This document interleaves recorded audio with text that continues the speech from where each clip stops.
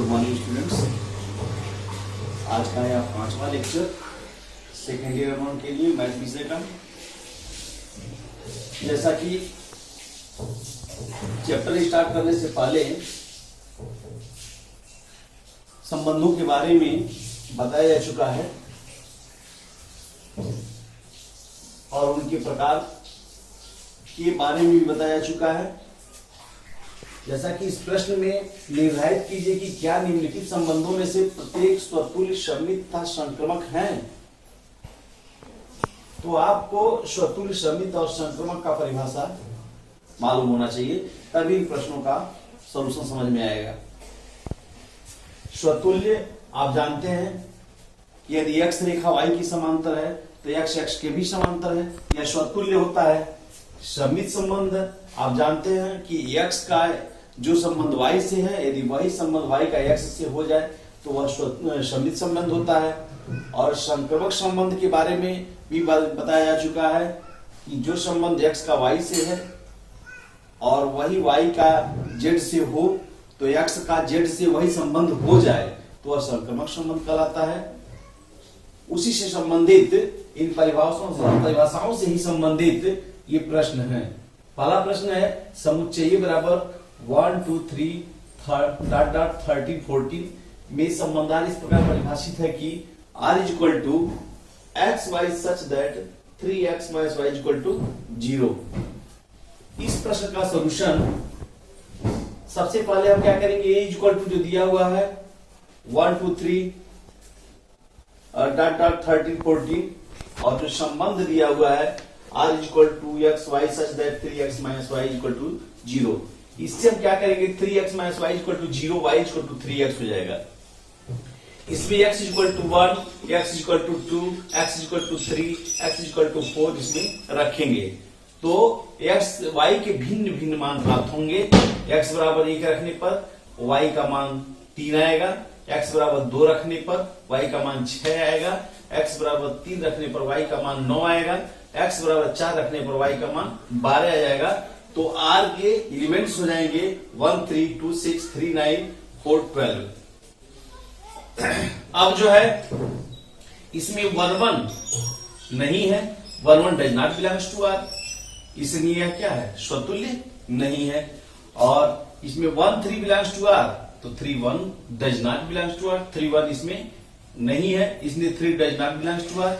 तो 1 का जो संबंध 1 3 बिलोंग्स टू r है और 3 1 does not belongs to r, इसमें सममित संबंध भी नहीं है, क्योंकि सममित संबंध के लिए होना चाहिए जो संबंध x का y से हो वही y का x से भी हो जाए, तभी वो सममित संबंध होता है।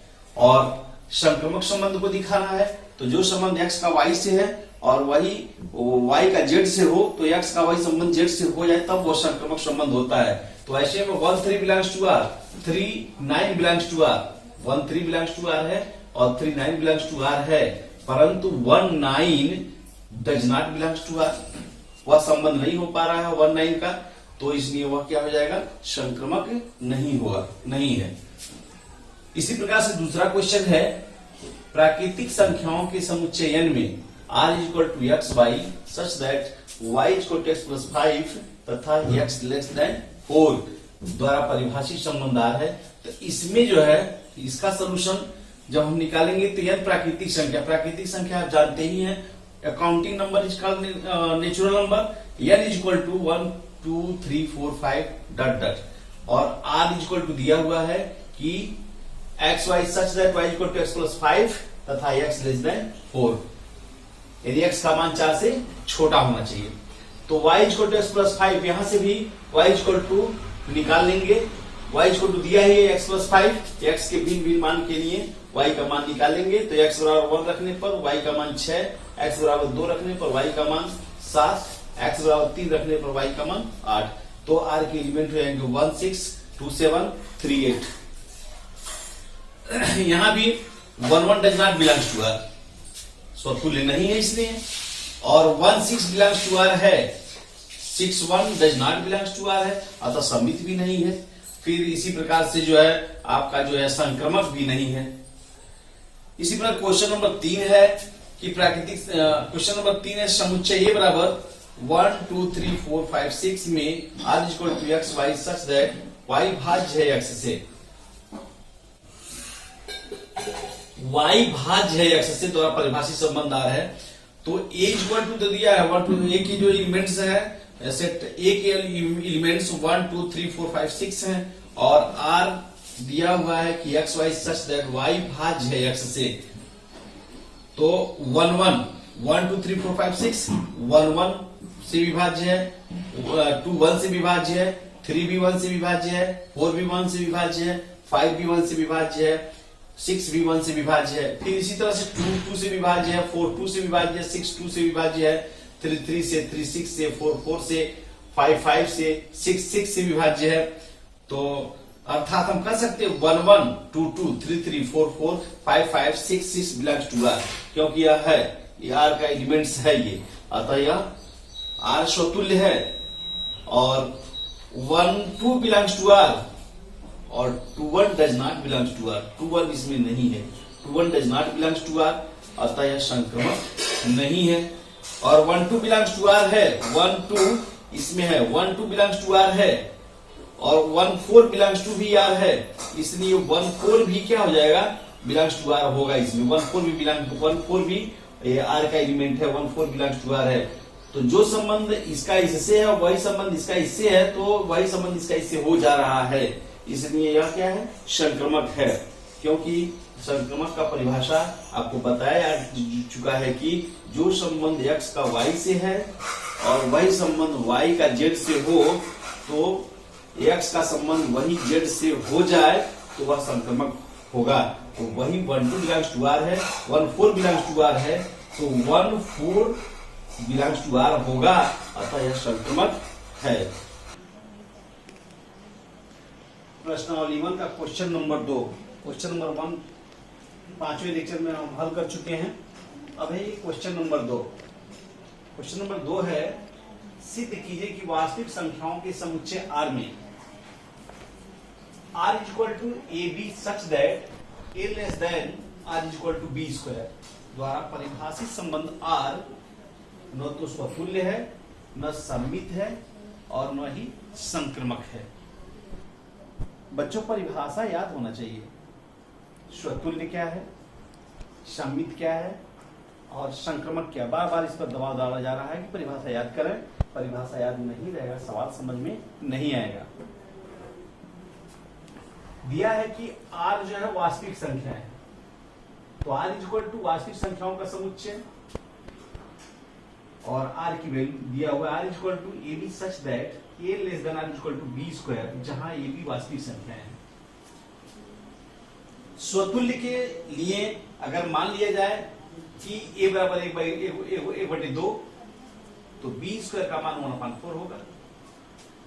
इस प्रकार जो है 1/2 1/4 से अधिक है, अतः a does not belongs to R, क्योंकि दोनों सेम नहीं है, इसलिए a does not belongs to R, अतः R स्वतुल्य नहीं है। इसी प्रकार से a less than R equal to b square, तो b a स्क्वायर से कम या बराबर नहीं है, तो R सममित भी नहीं है, क्योंकि सममित के लिए होना चाहिए कि x का जो संबंध y से है वही y का x से भी होना चाहिए, तभी सममित होता है। तो अगर a less than equal to b square है तो b a स्क्वायर से कम या बराबर नहीं होगा, इसलिए R सममित भी नहीं है। संक्रमक के लिए अब a बराबर 2 b बराबर मान लिया जाए -2 c बराबर -1, कुछ भी मान सकते हैं। ऐसे में अगर ये प्रतिबंध जो दिया हुआ है a less than equal to b square, a equal to 2 और b इक्वल टू -2, तो यह हो जाएगा -2 और फिर जो है -2b और लेस देन -1 का होल स्क्वायर, पर 2 से कम या -1 स्क्वायर नहीं है, इसलिए R संक्रमक भी नहीं है। क्योंकि संक्रमक के लिए प्रतिबंध है जो संबंध x का y से है और वही y का z से हो, तो x का संबंध वही z से हो जाए। जैसे अगर x less than y less than z, तो x लेस देन z होगा, यह संक्रमक होगा, यह इस तरह का प्रतिबंध होना चाहिए। तो यह आर जो है संक्रमक भी नहीं है। तो यह सिद्ध करना है न तो इस प्रश्न वास्तविक संख्याओं के समुच्चय आर में are equal to a b such that a less than equal to b, तो परिभाषित पद संबंध आर न तो स्वतुल्य है, न तो सम्मित है और न तो संक्रमक है।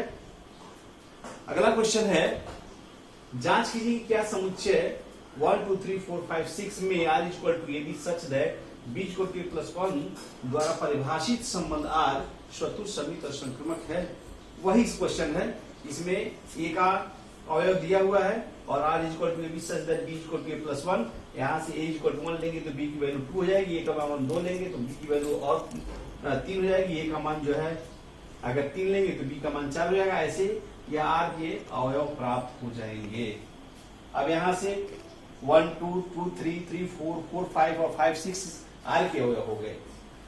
यहाँ 1 1 does not belongs to R, 2 2 does not belongs to R, 3 3 does not belongs to R स्वतुल्य नहीं है। 1 2 बिलोंग्स टू आर और 2 1 belongs to 2 1 does not belongs to are, क्योंकि 2 1 इसमें नहीं है, इसमें यार सम्मित भी नहीं है। 2 3 बिलोंग्स टू आर और 3 4 बिलोंग्स टू आर, परंतु 2 4 does not belongs to R, वही 2 का 4 से संबंध नहीं हो पा रहा है। 2 3 belongs to R, 3 4 belongs to R, परंतु 2 4 does not belongs to R, इसमें यार संक्रमक भी नहीं है। आज का टॉपिक है प्रश्नावली 1.1 का क्वेश्चन नंबर 4। लेक्चर नंबर 6 में हम आपको प्रश्नावली 1.1 के 3 क्वेश्चनों को हल कर चुके हैं। आज का यह है क्वेश्चन नंबर 4। सिद्ध कीजिए कि आर में R is equal to a b such that a less than R equal to b द्वारा परिभाषित संबंध आर स्वतुल्य तथा संक्रमक है किंतु सम्मित नहीं है, ये आपको दिखाना है। आर दिया वास्तविक संख्याओं का समुच्चय दिया हुआ है और R equal to a b इस प्रकार है कि a less than R equal to b. यदि माना यदि ए बराबर 1 तब a less than equal to 1 होगा, इसलिए आर स्वतुल्य है। दिखाना है हमको कि आर स्वतुल्य है तथा संक्रमक है किंतु सम्मित नहीं है। जैसा कि आपको परिभाषा याद होगा तभी इन प्रश्नों का सलूशन समझ में आएगा, इसलिए आप पहले परिभाषा को सही ढंग से याद करें उदाहरण सहित। यदि ए बी से छोटा है, यहां दिया condition R equal to a b such that a less than R equal to b. यदि ए बी से छोटा है तो बी ए से छोटा नहीं होगा, इसलिए आज सम्मित भी नहीं है परिभाषा के अनुसार। यदि a less than R equal to b और b less than R equal to c, तब a less than R equal to c होगा, इसमें यार संक्रमक होगा परिभाषा के अनुसार। क्योंकि जैसा कि पीछे परिभाषा आपको बताया जाए संक्रमक का क्या है, अगर ए लेस देन बी है, बी लेस देन सी है तो ए लेस देन सी होगा। जो संबंध एक्स का वाई से है वही वाई का जेड से हो, तब वही संबंध एक्स का जेड से हो जाए तो वह संक्रमक संबंध होता है। तो यहाँ a less than R equal to b और b less than R equal to c, तब a less than R equal to c होगा, इसलिए यार संक्रमक होगा। तो इस प्रकार से सिद्ध हो गया कि R is equal to a b such that a less than R equal to b द्वारा परिभाषित संबंध आर स्वतुल्य और संक्रमक है किंतु सम्मित नहीं है। अगला प्रश्न है क्वेश्चन नंबर 5। जांच कीजिए कि क्या आर में R is equal to a b such that a less than R equal to b cube द्वारा परिभाषित संबंध स्वतुल्य सम्मित अथवा संक्रमक है। स्वतुल्य सम्मित अथवा संक्रमक है। यहां कंडीशन ये R equal to a b such that a less than R equal to b cube. अगर हम ए की वैल्यू 1/2 मान लें तो बी की वैल्यू हो जाएगा 1/8, क्योंकि 1/2 का क्यूब 1/8 होगा। और ये दिया हुआ a less than R equal to b cube, क्योंकि a less than R equal to b cube दिया हुआ है।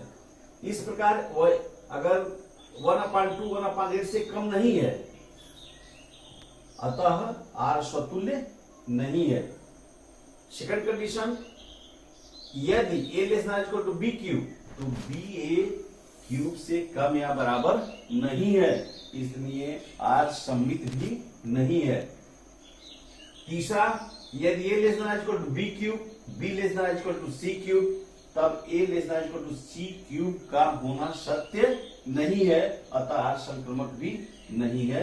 इस प्रकार से यह भी प्रश्न का सलूशन जांच हो गया कि स्वतुल्य सममित अथवा संक्रमक है। तो सममित भी नहीं है और संक्रमक भी नहीं है और स्वतुल्य भी नहीं है। अगला क्वेश्चन है क्वेश्चन नंबर 6, सिद्ध कीजिए कि समुच्चय 1 2 3 में r इक्वल टू 1 2 2 1 द्वारा प्रदत्त संबंध r सममित है, किंतु न तो स्वतुल्य है और न संक्रमक है। यह भी परिभाषा के अनुसार आप इसको भी हल कर सकते हैं, न तो स्वतुल्य है और न संक्रमक है और r सममित है। तो यहाँ दिया हुआ है a इक्वल टू 1 2 3, a के एलिमेंट्स हैं 1 2 3 और r इक्वल r के एलिमेंट्स हैं 1 2 और 2 1। फर्स्ट कंडीशन, यहाँ 1 1 does not belongs to 1, 2 2 does not belongs to r, इसलिए r स्वतुल्य नहीं है। सेकंड, 1 2 बिलोंग्स टू r है, 1 और 2 बिलोंग्स टू r है और 2 1 बिलोंग्स टू भी r है, इसलिए यह क्या होगा, सममित है। Second condition, third, 1 2 belongs to r, 2 1 belongs to r, परंतु 1 1 does not belongs to r, जैसा कि दिया हुआ है एक एलिमेंट्स 1 2 3 और r इक्वल टू 1 2 2 1, तो 1 2 belongs to r, 2 1 belongs to r, परंतु 1 1 does not belongs to r, इसलिए r संक्रमक नहीं है। इस तरह से सिद्ध होता है कि समुच्चय 1 2 3 में r इक्वल टू 1 2 2 1 द्वारा प्रदत्त संबंध r सममित है, किंतु न तो स्वतुल्य है और न संक्रमक है। क्वेश्चन नंबर 7, सिद्ध कीजिए कि किसी कॉलेज के पुस्तकालय की समस्त पुस्तकों के समुच्चय A में r equal to x y such that x तथा y में पेजों की संख्या समान है, द्वारा प्रदत्त संबंध r तुल्यता संबंध है। अब तुल्यता संबंध के लिए कंडीशन आप जानते हैं कि क्या क्या होता है। पहले सममित भी होना चाहिए और स्वतुल्य भी होना चाहिए और संक्रमक भी होना चाहिए। ये तीनों कंडीशन जिसमें होता है वही तुल्यता संबंध होता है। तो इसमें दिया है x y belongs to R और y x belongs to are. क्योंकि एक्स और वाई पुस्तकों में पेजों की संख्या समान है, इसलिए x y belongs to R होगा और वाई एक्स बिलोंग्स टू भी आर होगा, अतः आर सममित है। सेकंड है x x belongs to are, क्योंकि एक्स तथा वाई में पेजों की संख्या समान है। यहाँ दिया हुआ है कि किसी कॉलेज के पुस्तकालय की समस्त पुस्तकों के समुच्चय ए में are equal to x y such that x तथा वाई में पेजों की संख्या समान है, इसलिए x x belongs to are, क्योंकि एक्स तथा वाई में पेजों की संख्या समान है, इसलिए आर स्वतुल्य है। फिर थर्ड कंडीशन है x y belongs to R और y z belongs to R, तो x z belongs to R होगा, संक्रमक है क्योंकि पेजों की संख्या यहाँ भी समान है, अतः आर एक तुल्यता संबंध है। लेक्चर नंबर 7 में प्रश्नावली 1.1 के क्वेश्चन नंबर 4 से क्वेश्चन नंबर 7 तक के प्रश्नों का सलूशन हमने आपको समझाया और बताया है और आपको सजेशन भी दिया है कि आप स्वतुल्य, सममित और संक्रमक की परिभाषा को सही ढंग से याद करना, तभी सलूशन समझ में आएगा। आज हम नया टॉपिक शुरू करते हैं। आज का लेक्चर नंबर 8 में हम आपको प्रतिचित्रण तथा फलन के बारे में बताने जा रहे हैं। प्रतिचित्रण और फलन क्या होता है? x का y पर फलन x क्रॉस y में एक ऐसा संबंध होता है कि संबंध के कोई दो क्रमित युग्मों के पहला अवयव एक ही नहीं होना चाहिए, प्रतिचित्रण अथवा फलन कहलाता है। एग्जाम्पल के रूप में जैसे 0 2 2 2 एक फलन है, परंतु 20 और 22 एक फलन नहीं है, क्योंकि इस स्थिति में x का अवयव 2, x का अवयव 2 डोमेन में 2 बार आया है, इसलिए यह फलन नहीं है। एग्जाम्पल नंबर 2 1 1 1 2 1 3 1 4 फलन नहीं है, क्योंकि 1 1 यह बार बार आया है डोमेन में। फिर a b b c c d d c फलन है, क्योंकि सभी भिन्न भिन्न हैं। फिर यदि प्रतिचित्रण या फलन के नियम को यह से सूचित करें तो प्रतीक रूप में इसे हम इस प्रकार लिखते हैं कि f maps f such that x tends to y, और इस प्रकार पढ़ते हैं कि f y पर x का फलन है। f such that x tends to y, इसको हम पढ़ते हैं f y पर x का फलन है, f y पर x का फलन है। प्रत्येक फलन अथवा प्रतिचित्रण एक संबंध है, परंतु प्रत्येक संबंध एक प्रतिचित्रण नहीं है। प्रतिचित्रण के प्रकार कई प्रकार के होते हैं। प्रतिचित्रण, पहला प्रतिचित्रण हम आपको बताया अंतरक्षेपी प्रतिचित्रण, इसको कहते हैं इनटू मैपिंग। अंतरक्षेपी प्रतिचित्रण इनटू मैपिंग। यह यदि समुच्चय y में कम से कम, समुच्चय y में कम से कम एक अवयव ऐसा हो जो समुच्चय x के किसी भी अवयव का प्रतिबिंब न हो। दो समुच्चय x और y इस प्रकार से हो कि समुच्चय y में कम से कम एक अवयव ऐसा हो जो समुच्चय x के किसी भी अवयव का प्रतिबिंब न हो, तो कहते हैं कि f के अंतर्गत y में x को f चित्रित करता है, f maps x into y, f maps x into y। f के अंतर्गत y में x को f चित्रित करता है, f(x) y का उचित उपसमुच्चय होता है, अर्थात f(x) उचित उपसमुच्चय y x belongs to x। जैसे यह चित्र में दर्शाया गया है, x और y दो दिए गए हैं और y का एक अवयव 2 है जो x के किसी भी अवयव का प्रतिबिंब नहीं है, इसलिए इसको हम क्या कहेंगे, अंतरक्षेपी प्रतिचित्रण कहेंगे। दूसरा है आच्छादक प्रतिचित्रण, onto mapping. Into mapping y का एक अवयव ऐसा है जो x के किसी भी अवयव का प्रतिबिंब नहीं है, अंतरक्षेपी प्रतिचित्रण कहलाता है। और दूसरा है आच्छादक प्रतिचित्रण, ऑनटू मैपिंग। यदि मैपिंग ऐसा हो कि y का प्रत्येक अवयव x के कम से कम एक अवयव f का प्रतिबिंब अवश्य हो, तो कहते हैं कि y को x से f आच्छादित करता है, f maps x onto y, और इसे आच्छादक प्रतिचित्रण कहते हैं। जैसे आकृति में x और y, आकृति में y का प्रत्येक अवयव x के किसी न किसी बिंदु से मिलाया गया है। यहाँ x के अवयव हैं x1, x2, x3, x4, x5 और y के हैं y1, y2। तो y का प्रत्येक अवयव x के किसी न किसी अवयव से बिंदु से मिलाया गया है, इसलिए यह आच्छादक प्रतिचित्रण है। आच्छादक प्रतिचित्रण के लिए condition f(x) equal to y, x belongs to x, और अंतरक्षेपी के लिए कंडीशन f(x) उचित उपसमुच्चय y, x belongs to x। तो इन दोनों परिभाषाओं को आप याद करेंगे और बुक से इसके आधार पर भिन्न भिन्न उदाहरण देकर समझने का कोशिश करेंगे, और इस पर आधारित जो भी एक्सरसाइज में सवाल है उसको हल करेंगे। Thank you.